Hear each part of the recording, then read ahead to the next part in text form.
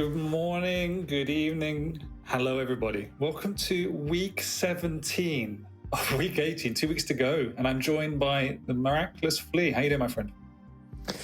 I'm doing great, Dan. It's good to be back on the mic with you. We don't get all that many opportunities to cast together, and it's always a good time when we do. So I'm looking forward to the matches we've got ahead of us today.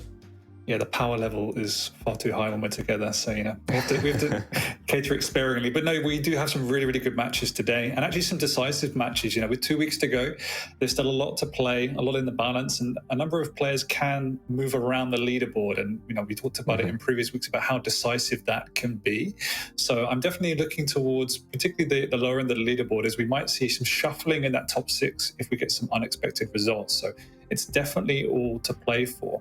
But coming into the day, is there anything you've been kind of looking at these particular matchups, if we can get those up, that you've been looking towards or looking out for? We're starting it off with Cron versus Kilson. Big game ahead of us, right? Then we've got Toxic versus Avik, Strong Sage versus Cygip, Razy versus Sip, and then the two featured matchups where DJ Wheat will once again be joining us will be Nosfa versus Chain and Sirius versus Wenger. And I think that some of the most important ones, Dan, are going to be, the featured ones. Nosfa and Sirius are both, they have a shot at making it into top 8. Got some big, heavy games ahead of them still, but these two are, in my opinion, very important. Yeah, you mentioned Sirius there, but actually probably even more importantly is the fact that if Wenger doesn't lose 3-0, he will be seed number 1 going into the finals, which is, I think, huge from his perspective, given that he's worked so hard coming into the season, and to take someone like Rafa and Kilson in for that matter off of that top spot, it's going to be a massive boon to him going into Quake. And I know how eager he is to make that up. So it is definitely not out of the realms of possibility that he does lose. I see it hard to see it be a 3-0 there, but as you said, Sirius as well. Coming into the QPL for the first time, putting in a really good fight. That to come into that top 8 position, would you say that's unexpected? I think that a lot of people were very skeptical of Sirius going into this season, right? We've seen extreme highs from him, right? I still remember, I think one of his first appearances at PGL 2018, where he made it really far into the tournament. But then we've also seen some pretty low lows, right? Sirius is sometimes a pretty unstable player. But before we actually talk about the games that we've got ahead of us today, let's do a bit of a recap and look back at the matches from last week, because then there were some pretty sweet moves there as well. Yeah, and as the weeks progress, we see the players putting in their hours, getting stronger and stronger. And Shane is definitely one of those players who came into the league. We expected some decent things from him. He's one of these players who's been sitting around that mid to high level bracket, particularly in finals, but goes into the league this season and just doesn't perform as well as he has been. But last week was one of the first weeks we've seen him really pulling it out. Then we saw this particular brutal matchup between Toxic and Dramis. These two players that love to go head to head, toe to toe with all full force combat, and it is Dramis that again has been growing this season as well. He started off strong, had a bit of a stutter mid-season, but this was another performance that just shows how good he can be. Absolutely. And then after Dramis took on Toxic and came out on top 3-0, we're still seeing some highlights, especially that game on Multivons was remarkably one-sided given the first two. But then we also had Strong Sage versus Nosfa, two brawlers in their own right. And Strong Sage has been having a very good season, right? He's still in the running to make top 8, but last week Nosfa proved to be a bridge too far. It was a close series, a lot of back and forth, but ultimately Nosfa secured himself the 2-1 victory. And as you said, it was really hard fought, and it's good to see Strong Sage coming out strong, putting in a bit more versatility to his picks. He obviously had the scale bearer in there, but he had a lot to play for and showed us he is getting kind of even more adapt to the wider pool of champions. This particular matchup did go the way you'd expect it to. It was kind of a bit of a turning point in how well Sirius did play, but Rafa did show his prowess and his experience to take that one into the 3-0. Absolutely. It's always difficult to bet against Rafa, and he proved that once again last week. But then we also had Maxter versus Zeneku, two players who've also been playing extremely well, right? Zeneku taking down, for example, Rafa 3-0 just a few weeks ago. The man is absolutely on fire, and Maxter has been having a very solid season of his own. And ultimately, Maxter came out on top. 2-1 victory. It was the final map to decide it all, if I'm not mistaken. Awoken, which ended up going in Zeniku's favor 9-6 after taking a lead with the Doom. And considering how well Zeniku's been playing in recent weeks, this is no disrespect to Maxter, it's obviously a massive victory for him. And, you know, I really do think Maxter is one of these dark horses going into the finals that can make something happen, as much as that pains me to say, because he flames me non-stop. I think he can make something happen this final, so I'm looking forward to seeing that. And then we obviously had probably one of the best series that we've had all season long in Wenger versus Kilson. Absolutely decisive at the top end of the leaderboard. You know, Kilson hasn't had his best season, but he's still one of the best players, and yet it was Wenger the best in this one. Yeah, and I think, well, Kilson is going to be our first matchup of the day, so we'll have plenty of time to talk about him in just a moment. But here we go, bit of a recap of week 16, so that was the last week of play. Chain beating Cron, Dramas taking down Toxic, Nasva beating Strong Sage, Rafa beating Sirius, Maxter taking down Zeniku, and then lastly, Wenger overcame Kilson to keep himself in that #1 spot. And that brings us with the current world rankings. Wenger on top, Rafa in second place, Razy third, Maxter fourth, and then Zeniku rounding out the top 5. And as you mentioned yourself, Dan, today is an important day for Wenger because these are important matches for him to keep that #1 spot.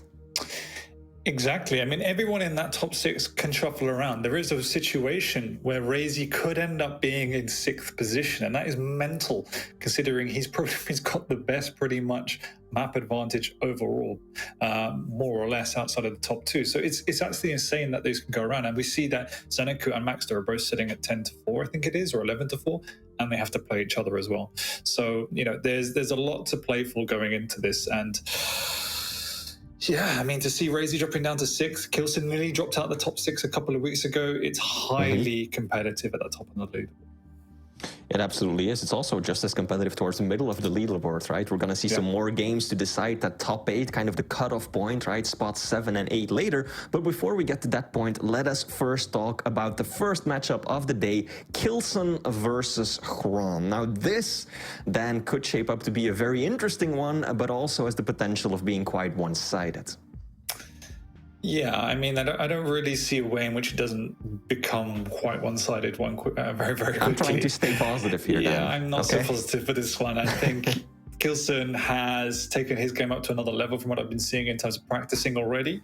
I haven't seen Cron streaming, so I can't say what he's been doing, but it's hard to see a world in which he doesn't get pummeled, basically. I think he's a very good player. I just don't think he's been able to make the step up to the level needed this QPL for one reason or another. And then you get to this end of the leaderboard where, you know, every game doesn't really matter for him, and he's probably mentally quite exhausted from this league already. Right. And you're going against Kilson, who has something to prove still. Okay. Well, I do think we have the picks and bans ready, so that should tell us a bit more about this first matchup of the day. Corrupted Keep will be map 1, Ruins of Sarnet will be the second, and then the final one, the tiebreaker, if it gets to that point, will be Blood Covenant. So Dan, what do you think about the picks and bans here? Nothing massively too untoward there. Probably the most unusual pick of them all is going to be maybe the Galena on Blood Covenant. Not that it's massively unusual, just that he's lacking a lot of mobility that Doom has at his disposal when Doom was still available to be picked. So it's definitely a preference pick at that point. We do know traditionally that Cron quite likes the Galena and can be more experimental with the totem placements, although Blood Covenant, there isn't many areas that you can do that or exploit that. But across the board now, I think we're getting to that point in the QPR now where you more or less know what you're going to be seeing. You've got those top tier picks in the light champions, and if they're not possible as they've been banned out, you see here Strog and Ranger are pretty much always going to be the two you're going to see going head to head. Nyx was left on the board though, which is obviously quite worrying, which Cron was left between a rock and a hard place and what to ban on that map too, and he was opted with the Athena, which then you've given across the Nyx to Kilson. So I think all in all, I definitely favour what we're seeing out of Kilson on this side. Map 1 is, in terms of picks, neither here nor there. Definitely love the Nyx on map 2, and then the Doom I would take over the Gleaner as well. Okay. Yeah, I think generally speaking, I would agree. I slightly favor Kilson, but overall, I don't think that these are bad picks for Cron either, right? Cron on Keep, Visor on Ruins, you know, these are solid picks. The main thing that stands out to me is indeed that Nyx on Ruins, which is not the most common champion, right? Usually you see Nyx on, say, Awoken, Blood Covenant, DM6, right? But it is Kilson, right? Yeah. And we know that Kilson loves Nyx. He's the one who's really been playing her extremely efficiently, basically from the beginning of the Quake Pro League. So it's no surprise that he would pick her again today. And with that being said, just maybe a few words about the match history between these two. Dan, they have played 3 matches in the history of the Quake Pro League. Kilson has won 2, and he lost the very first, which interestingly enough was way back at the kickoff of the Quake Pro League. No, it's after that. It's in the kickoff 2019, and that was actually the tournament that Kilson won. That's the belt that he secured, and then he did lose to Cron. So let's see how this one's going to turn out. I think we both would predict this one to go in favor of Kilson, but let's see if Cron can bring any surprises to the table. Yeah, and this, well, I agree with your point around the picks not being massively favored one way or the other.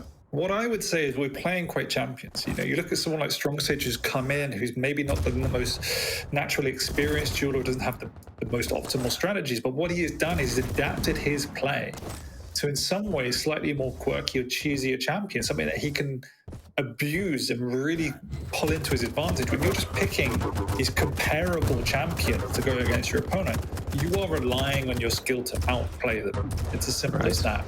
And I would love to see players that maybe do struggle at the lower end of the leaderboard trying to adapt themselves, as we see amazing stuff from Kilson, to try and get an advantage in the picks. Because otherwise I just don't see a way in which a lot of these times you could be picking up maps.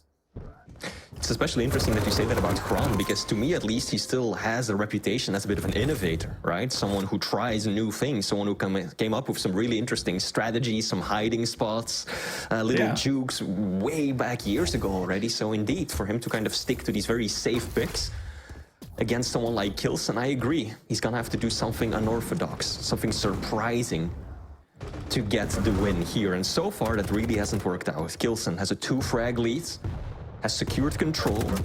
Good thing for Cron is that the items don't have a lot of time in between them, so it's going to be difficult for Kilson to secure both at the same time.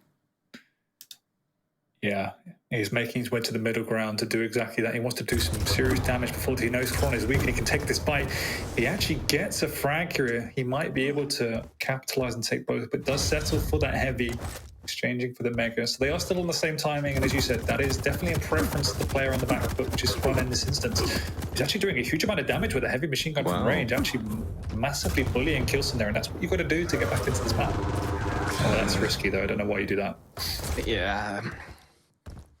Bit too much aggression right there, just kind of blindly jumping into the room, and then that LG, it kills your momentum, pushes you down, and allows Kilson to get a whole lot of damage in. And Kilson is just kind of trying to do the same thing here, right? Just positioning himself around the center area of the map, which we know is how he loves to approach the game, and then he allows his opponent to make the mistake. Cron has to get out of that corner where the LG is, and then Kilson is just waiting for him. And again, now Cron finding himself in a bad position. Good use of the peeker though. That's a good amount of damage. I like that he went for the ability right there. Kilson had no choice but to drop down and put himself in a very vulnerable position, which does give Cron his first frag.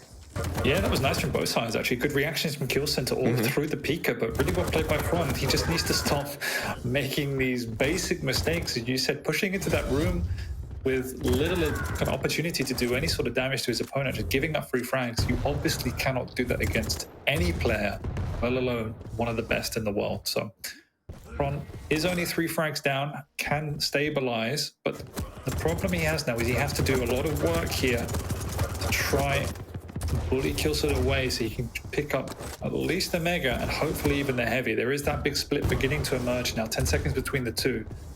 But he's not got the stack to challenge. So really nicely played by Kilson on the defense. Cron also shouldn't take that fight in the first place. Kilson has a heavy machine gun, Cron only has the starting one, right? You can't take a long distance fight like that because the other weapon is just so much more accurate, will do so much more damage, and Cron ended up burning quite a bit of the stack that he had, and now Kilson has turned the tables. Mega should still go to Cron. Doesn't take any damage on the exit either, so this is looking good for the Ukrainian. A little bit Kilson. sloppy from Kilson, if I might say. He had a big opportunity there to push that Mega. I don't think he had the timing, though, which is why he doubled back with some health. But now he's in position to capitalize and just explode Cron. Easy frag for Kilson. Another time before this next Mega as well.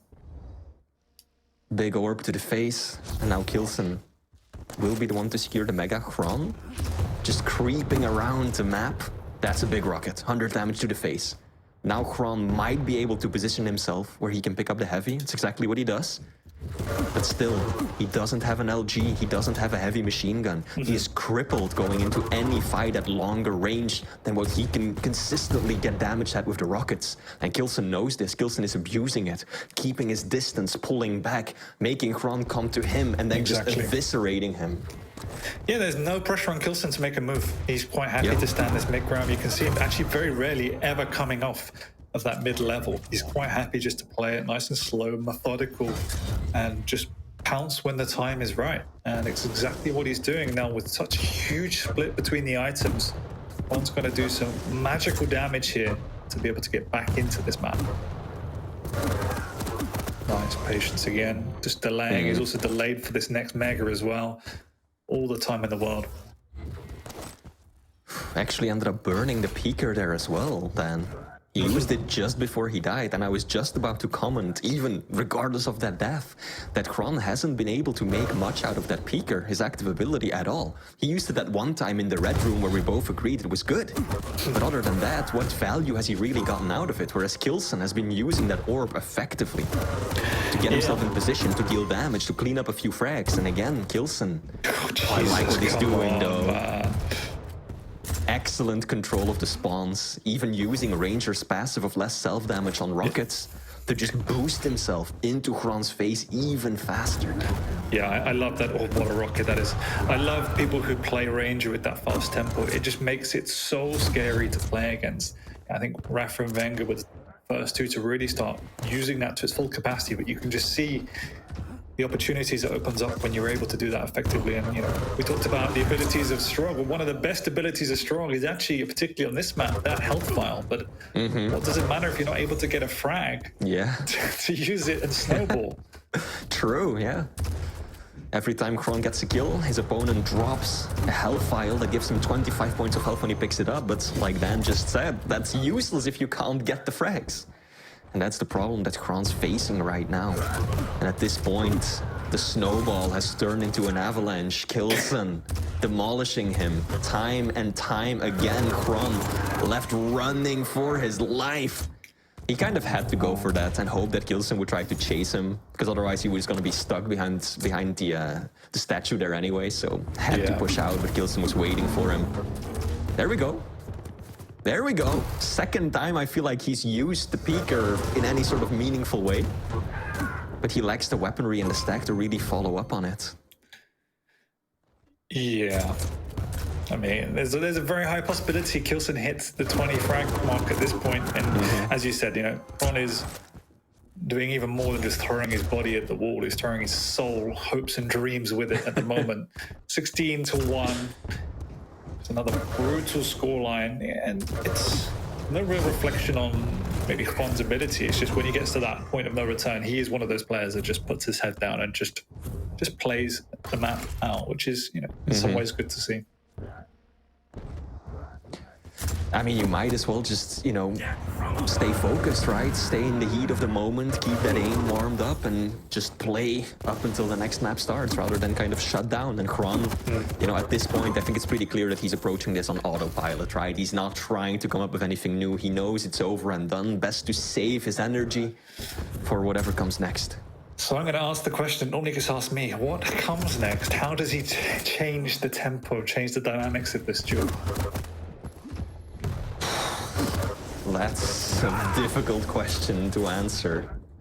Cron has got difficult matches ahead of him too. Next one is going to be Ruins of Sarnath, where Kilson will be playing the Nyx, and that is going to be exceptionally difficult, because then we've seen just how little opportunities Cron has had to get frags on this map? Well, when you're up against Nyx, very often you kind of have to kill her twice, right? First, you have to force out the Ghost Walk, and then you have to catch her again to finish it off. And based on how this has been going for Cron, I'm not sure how realistic that is.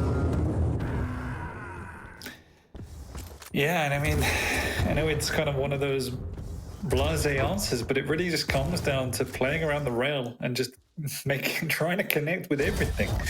You know, it's as simple as that. If you're able to find a way just to manufacture godlike aim for a map, then there is always the opportunity you can come back into it. But true. Yeah, there's very little we've seen strategically or mechanically so far that would suggest that he can turn it around and pick up a map against Kilson, who is just looking on fire, as we talked about. He's been putting in the hours now. He knows how important his form is going into QuakeCon, and it's so tight at the top now, and you just have to do it, and Kilson's looking in good shape. I do quite like Cron's pick for map 2.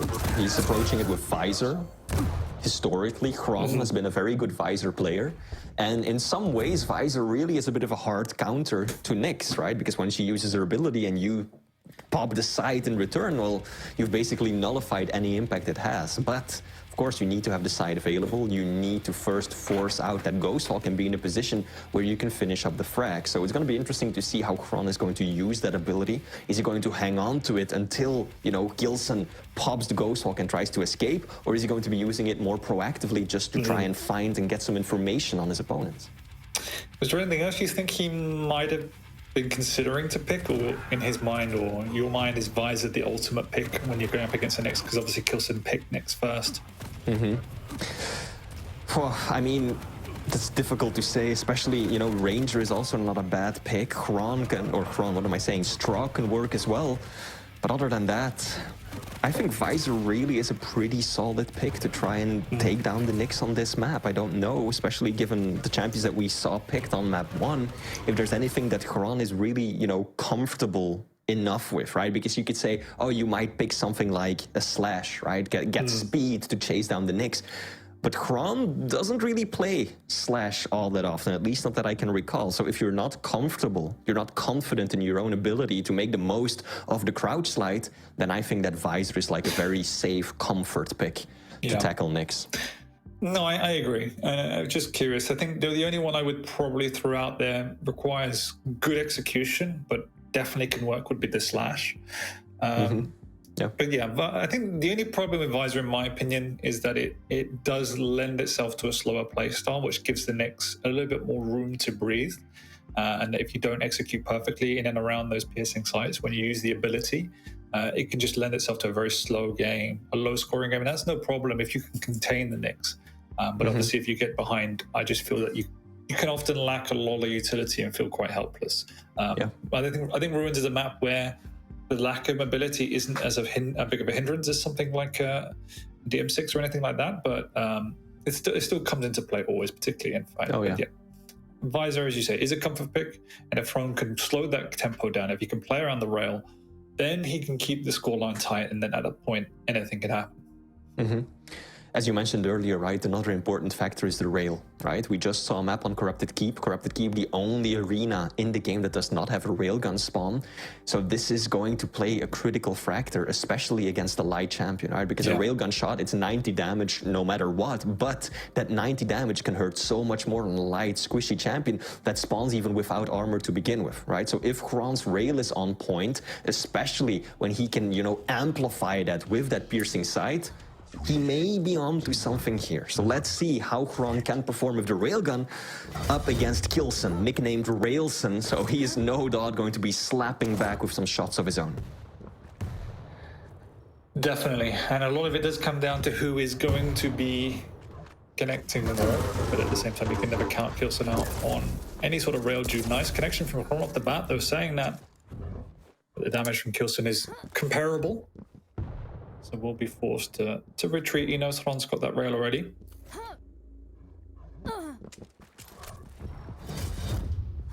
Other than that first engagement, off to a pretty slow start. Cron is lacking the LG, Kilson is lacking the rockets, so both of these players still missing a critical piece of their arsenal, one of the unholy trinity.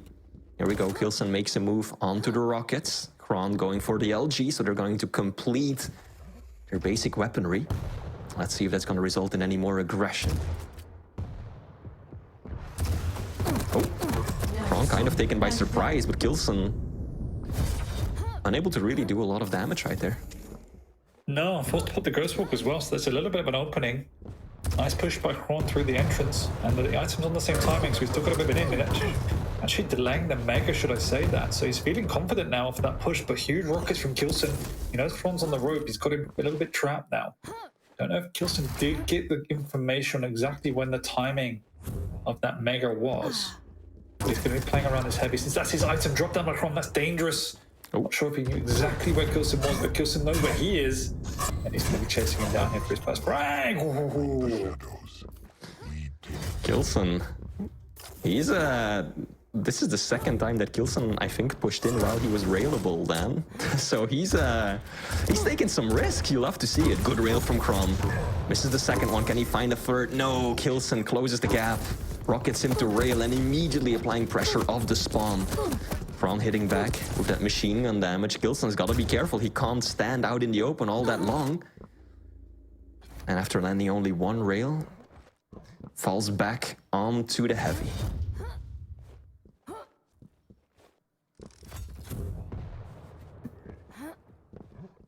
Mega up in just a few seconds. Oh no. My god! Kilson! Cron even typing in chat. Nice! Acknowledging those beautiful rockets. Kilson going for another frag movie, it seems. Look at these shots then. Damn, Kilson. He's not missing. Gets the spawn as well. And another, and another. This does not bode well for Cron. No. You can say Kilson's feeling it. Another easy frag coming in here. 5-0, 3 minutes in. Oh my word, this is... And Kilson got full control. He knows exactly where his opponent's spawned, just waiting him out. 15-second split, just absolute perfect split between the items. And yeah, said it in the intro, what do you do as Cron? Like, when your opponent's playing this well? I mean, I think a big part of the issue for Cron is that he's not responding by hitting rails. Kilson currently 50% rail accuracy, Cron just 18. Cron has only landed 2 railgun shots so far, whereas Kilson has almost done as much damage with just a rail as Cron has with every single weapon combined. And I think that that has been a critical factor in the opening of this map being so lopsided. Exactly, and now he's just able to play this mid-ground. Cron's got to do something. It is definitely the heavy. He can play more around here, but can he stop Kilson? The answer is just no. Like, trying to delay, trying to get down, but just unable to do anything. Where am I? Oh, out comes the aggressive Ghost Walk. Cron. Oh, nice read. Yeah, I think he was actually using the piercing sight. Okay. Cron, right. Cron used the piercing side off spawn as Kilson pushed in for an aggressive Ghost Walk. And I think that's what people mean, right? When we say that, yeah, Nyx can be hard countered by that visor ability. It happens relatively infrequently. I feel like at this point of Quake Champions, it used to be more common, I think, but when it does happen, yeah, very little you can do as Nyx. And oh god, Cron, I don't know about that one. Perhaps a bit too aggressive, too enthusiastic on the drop down right there. Kilson sends him right back up, but not before taking away a big chunk of his stack. No, but what Cron is doing, is we didn't talk about it yet, is definitely using the piercing sight almost as much as possible. That obviously gives him that information he needs, but also has the opportunity to take away these vials. And as we've seen, Kilson has used the Ghost Walk relatively sparingly beyond that aggressive Ghost Walk we just saw. So it does give a little bit more of a latitude for Cron to use it relatively liberally. I think especially in the next minute, Kilson is going to be, extremely careful using that Ghost Walk, right? He's going to hold on to it until he absolutely needs it as a defensive mechanism to escape now that Cron is in such solid control of both of the items. Look at the stack difference. Massively favoring Cron right now. So Kilson, he's going to hold on to that ability of his as a get out of jail free card. He's going to wait. He's going to stick around the edges, the outskirts of the map. He knows he's got a sizable frag lead, doesn't have to force anything, and go for these defensive rockets and rails. Big damage right there. And now he should be able to steal away heavy. Cron actually drops down. First rocket doesn't connect. Second one, third one. A lot of damage being exchanged by both of these players. Railable. Both of them were. But it is Cron who faces yet another death. Yeah, it was a decent push. Kilson not connecting as much as he was earlier in the map, but did the work he needed to. Cron actually runs into a ghost walk and somehow gets the better of it quite easily. In fact, you saw Kilson chuckling to himself there. I think he knows he's relatively safe in this map still, because as you said, if he wants to then go into that tunnel mode, just playing nice and safe, nice and defensive, it makes Cron's life very difficult to get a single frag, let alone the 6 he needs to even tie it up. That's exactly how Kilson is playing this already. Making himself completely invisible. Just sticking around the edges of the map, trying to gobble up some of those health bubbles. Some small armors. Piercing sight has been used. Cron knows exactly where Kilson is at, but this is such a difficult position to push into, right? No matter which side you take, Kilson will have ample opportunity to just escape, get out through the back door. Oh, Cron getting a little creative, rocket jumping up. Can he find Kilson? Time is running out. And those rails, they don't help either.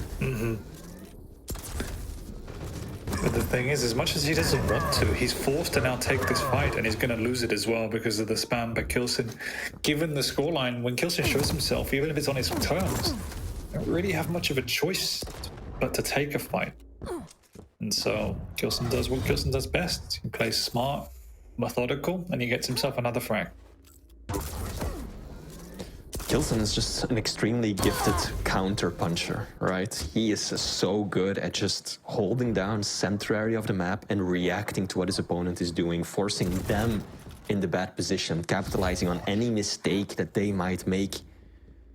And that's exactly all that he needs to do. I mean, with 2 minutes left and 8 frags of a lead, it's going to be borderline impossible for him to even squander the opportunity that he has, especially when Cron is just going to drop down straight onto that LG. That's gonna seal the deal, final nail in the coffin, if it hadn't already been decided minutes ago.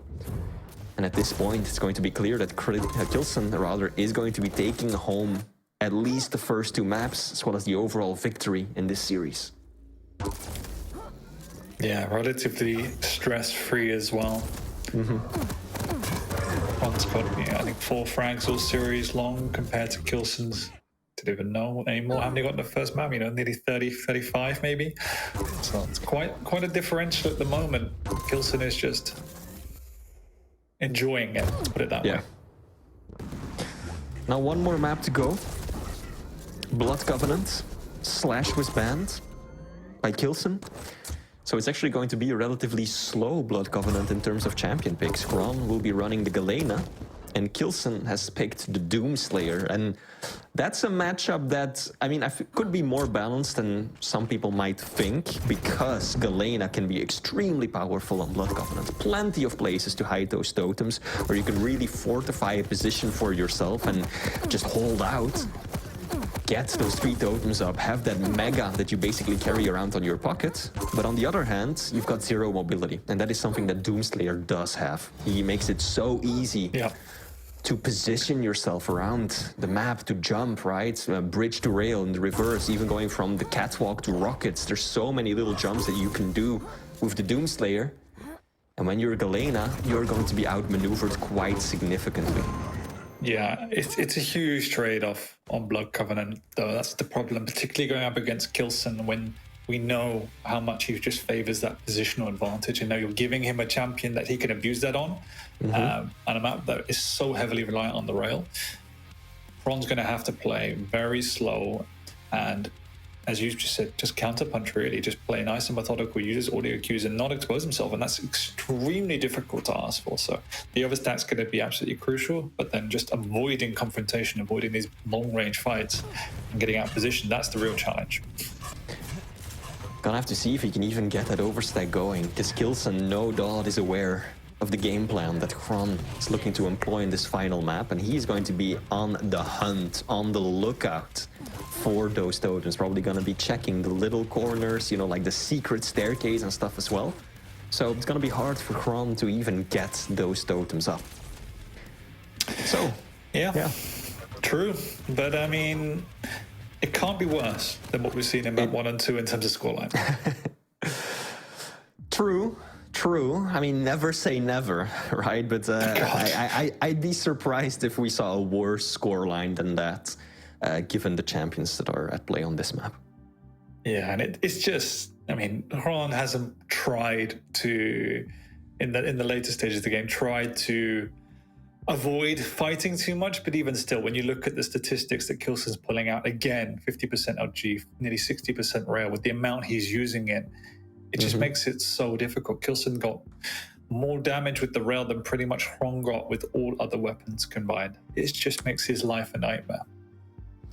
Cron was at least able to kind of bump up that rail percentage towards the end, clawing his way up from 18% to 37%, I believe it was, which is still not great, but it's better than sub 20. But let's see. Blood Covenant is also a map where railgun is very important, especially if you are the only one to keep hold of it and if you can deny access to that weapon to your opponents, right? There's a few maps where weapon denial is very important. We saw it on map 1, Corrupted Keep with the LG.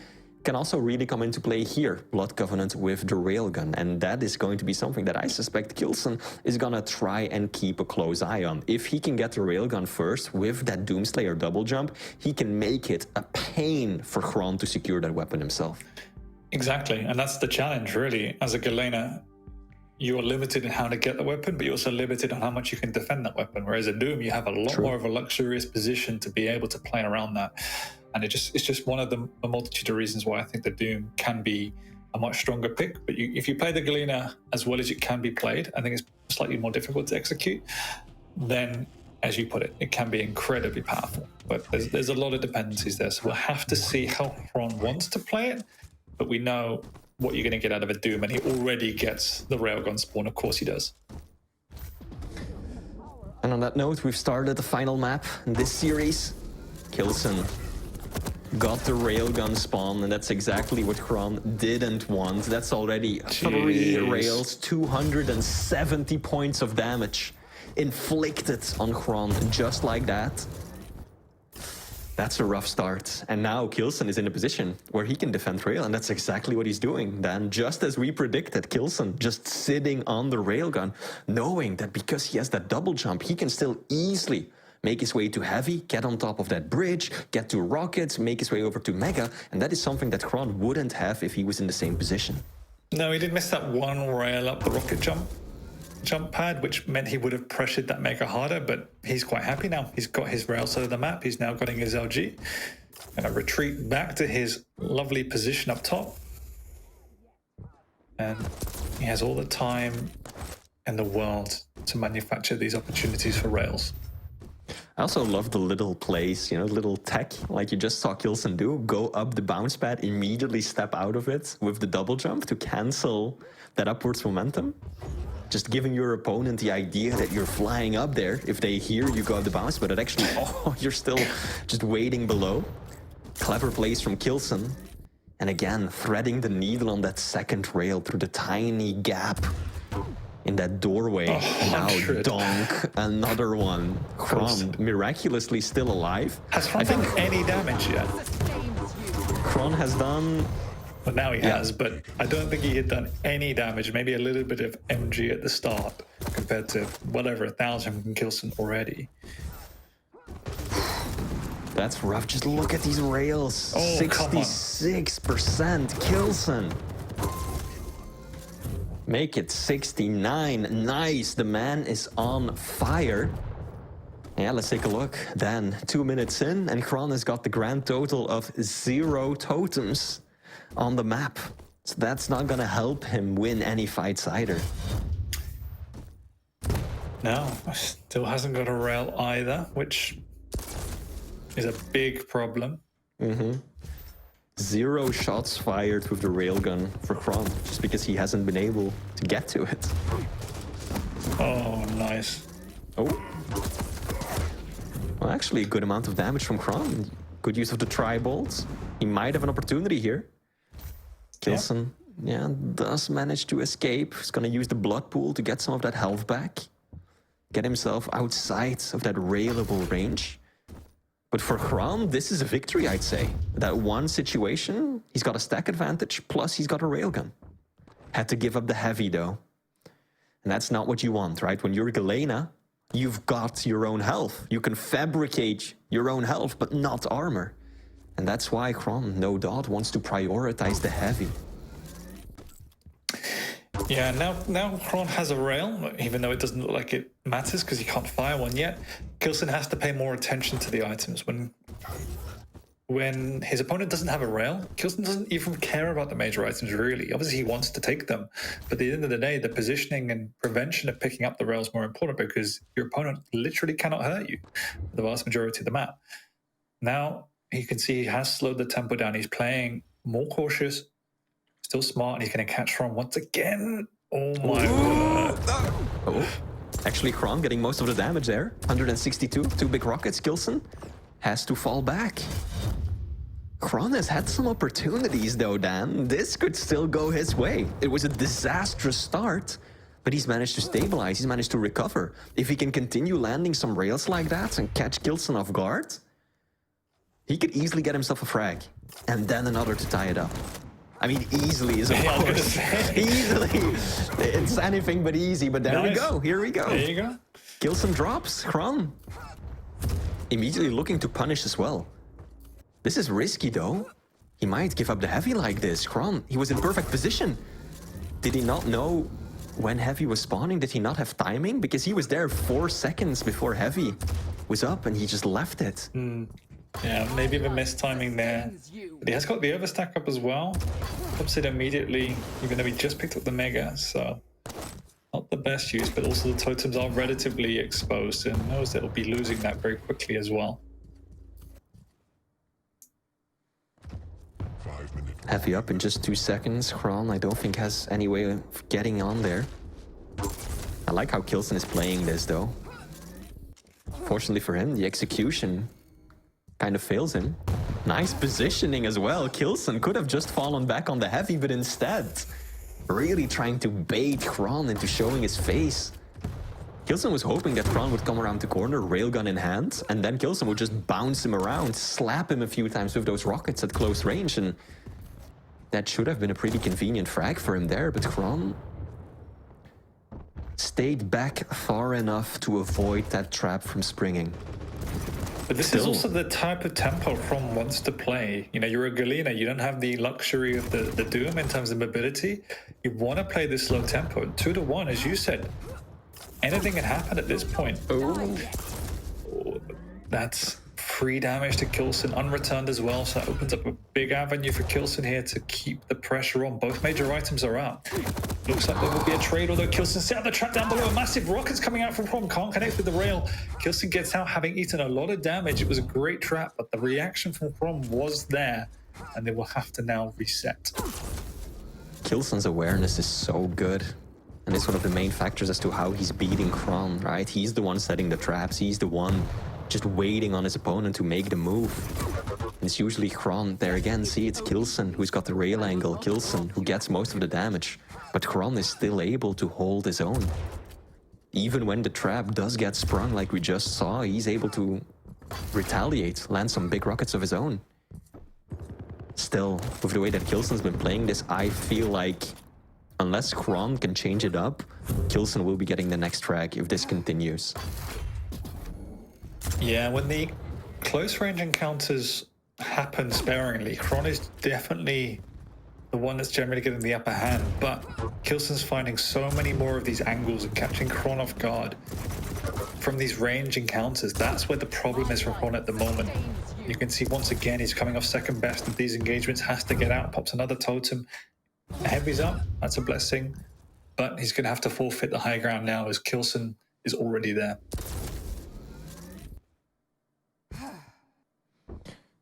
Kilson, no doubt, approaching this a bit more cautiously now, knowing very well that one mistake, one misplay could tie things up with 2 minutes left to go. And if Cron can turn that into control, Kilson might end up dropping the map. So he wants to hang on to that 1 point lead at any cost.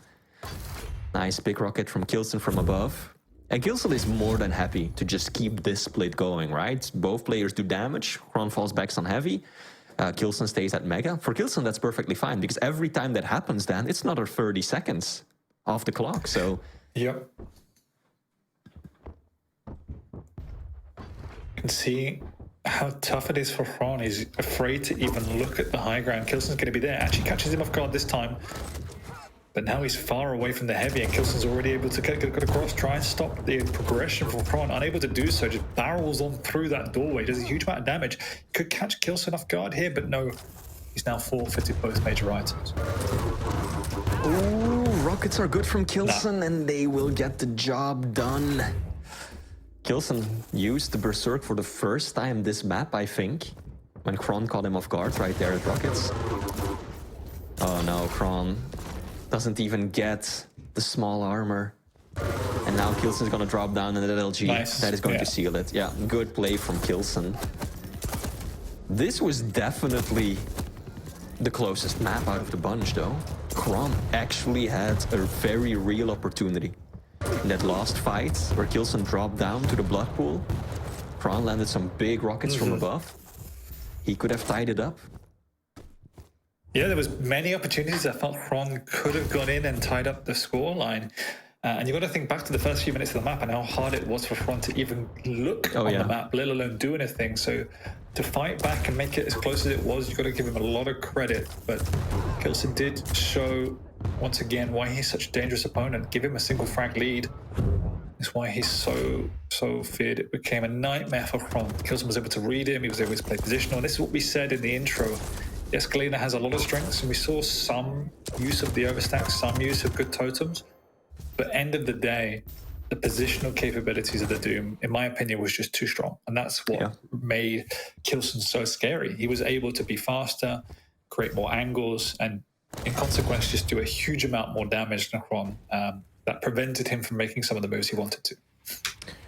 Fully agreed. Yeah. Kilson will take this one home 3-0, and I think he's going to be happy with that too, because Kilson, right, he got off to an extremely good start to the season. He went undefeated for 10 weeks straight then, but then out of his past 5 matches now, he's lost 3 out of those 5. So this is going to be a bit of a boost for him. No doubt getting this 3-0 win. Welcome points, because as you mentioned at the beginning, right?